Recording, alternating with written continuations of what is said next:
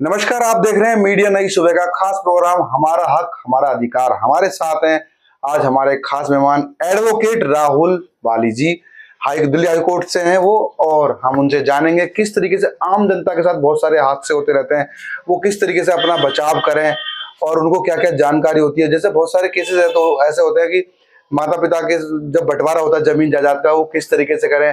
किसी को यही नहीं पता कि हम कौन सा पेपर बनेंगे, उसके कागजात कैसे बनेंगे, वसीयत कैसे बनेगी। तो इस तरह के कुछ सवाल हैं, हम उनसे जानेंगे। वकील साहब, आपका स्वागत है। नमस्कार, मीडिया नहीं सुबह का जी, मुझे अपना कीमती समय देने के लिए बहुत बहुत धन्यवाद जी। वकील साहब, मेरा पहला सवाल है, आए दिन आप देखते होंगे कि कुछ लोग पेन से पैसा ले लेते हैं लेकिन वो चेक बाउंस हो जाता है। कभी कभी उनकी मजबूरी भी होती है, तो चेक बाउंस होने पर पार्टी क्या करे, कैसे करे, क्या क्या बचाव हो सकता है, वो कैसे अपने आप को इस टेंशन से निकाल सकते हैं? देखिए, सबसे पहले जो है, आपको जब भी चेक बाउंस का केस डलेगा उससे पहले आपको लीगल नोटिस आएगा जी। लीगल नोटिस में आपको समय दिया जाएगा 15 दिन का कि आप ये आपका चेक बाउंस हुआ है, इस तारीख को हुआ है, इस बैंक से हुआ है। उसके बाद आपको, अगर आपको लगता है कि वजह सही है चेक बाउंस होने की, तो आपकी इसको पेमेंट कर देनी चाहिए। अच्छा। अगर आपको लगता है कि उस चेक का मिसयूज हुआ है, कई बार ऐसा होता है गलती से किसी के चेक पे साइन गलत मार दिया किसी ने, चेक किसी का रखा हुआ था एज अ सिक्योरिटी, चेक आपने किसी को दिया हुआ था। अच्छा, कई बार ऐसा भी हो जाता है। हाँ, जैसे कुछ लोग कार लोन लेते हैं, बाइक लोन लेते हैं, वो चेक मांग लेते हैं। हाँ। और वो जैसे हमारा केस खत्म भी हो गया, हमने कार की सारी किस्तें दे दी और वो चेक बाउंस हो गया, तो उस कस्टमर कैसे अपने आप को बचा सकता है इस फ्रॉड से? जब भी कभी आपका लोन जो है कंप्लीट होता है, उसके बाद बैंक जो है एक एनओसी जारी करती है। अच्छा। नो ऑब्जेक्शन सर्टिफिकेट, जी। कि इस बंदे का जो लोन है वो हमारे यहाँ से खत्म हो चुका है, राइट ऑफ हो चुका है जी। वो लेना किसी भी बैंक कस्टमर को जरूरी है आपका लोन खत्म हो जाने के बाद। अच्छा, वो लेना बहुत जरूरी है। बहुत जरूरी है। उसी से हम बच सकते हैं जी। इस परेशानी से। जी। अच्छा वकील साहब, मेरा दूसरा सवाल है, जैसे फैमिली में 4 भाई होते हैं, कभी कभी उनका मकान होता है, तो फिर वो बंटवारा करते हैं, तो लेकिन अधिकतर लोगों को ये जानकारी नहीं होती है कि हम पेपर कैसा बनवाएं, कौन सा पेपर बनवाएं, किसके पास जाएं, क्या करें। ऐसी स्थिति में क्या करें लोग? देखिए, सबसे पहले इसमें ये है, कभी भी प्रॉपर्टी विवाद किसी के साथ भी हो सकता है। जी। जो बड़े बुजुर्गों का, मेरा ऐसा मानना है कि बड़े बुजुर्गों को पहले ही वसीयतनामा कर देना चाहिए कि किस बच्चे के नाम, अपने जीते जी की किसके नाम कितनी प्रॉपर्टी है, कौन सा फ्लोर है, कौन सा खेत है, कौन सा फ्लैट है, वो पहले ही कर देना चाहिए। यदि वो नहीं होता किसी वक्त, उसके बाद विवाद जो है, आपसी मतभेद जो है उत्पन्न होते हैं। उत्पन्न होने के बाद फिर वो मामला कोर्ट कचहरी तक जाता है। कोई भाई कोई बहन लेना चाहते हैं, कोई नहीं लेना चाहते हैं, कुछ मुकदमे में जाना चाहते हैं, कोई नहीं जाना चाहते।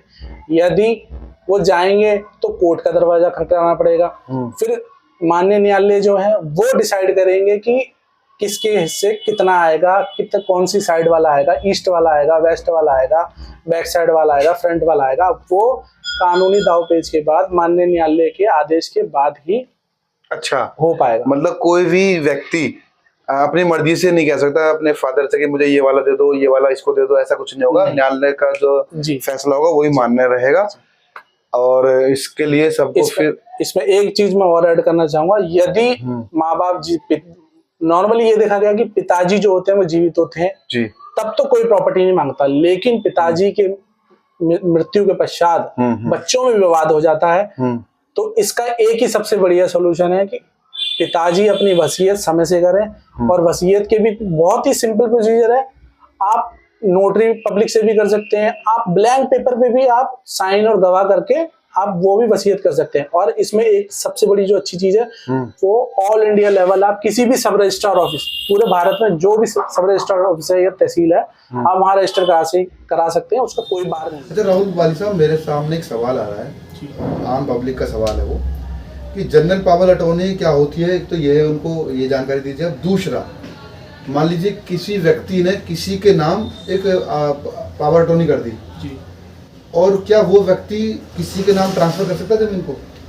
देखिए, सबसे पहले जो है जनरल पावर अटॉर्नी का जो कंसेप्ट है या लीगल डॉक्यूमेंट जो बनता है, वो इसलिए बनता है कि आप दूसरे को ऑथराइज कर रहे हो किसी स्पेसिफिक काम करने के लिए जी।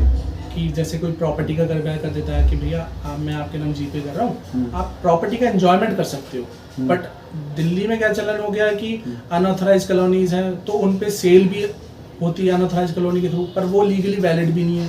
अच्छा, पावर टोनी जिसने कर रखी है दिल्ली में जी और वो फिर पक्की रजिस्ट्री कराना चाहेगा तो वो वैलिड नहीं होगी। नहीं, क्योंकि जीपीए से जो पुरानी जीपी है 90s 80s वाली वो तो वैलिड हो जाएगी, पर अब 2011 की जो जजमेंट आई थी माननीय सुप्रीम कोर्ट की, एक सूरज लैम्स की जजमेंट है, उसमें माननीय सुप्रीम कोर्ट ने कहा था कि जनरल पावर अटर्नी या पावर अटर्नी से आप ऑनरशिप टाइटल ट्रांसफर वैलिड नहीं है, आप नहीं कर सकते। अच्छा, जैसे कि F4 एग्जाम्पल के लिए ए ने बी को पावर टोनी कर दी जी, और वो सी को ट्रांसफर नहीं कर सकता। नहीं कर सकते, अच्छा, क्योंकि वो लीगली वैलिड ही नहीं होगा, पहले बी के पास ही नहीं आएगा फिर पावर प्रॉपर्टी का क्या यूज है फिर?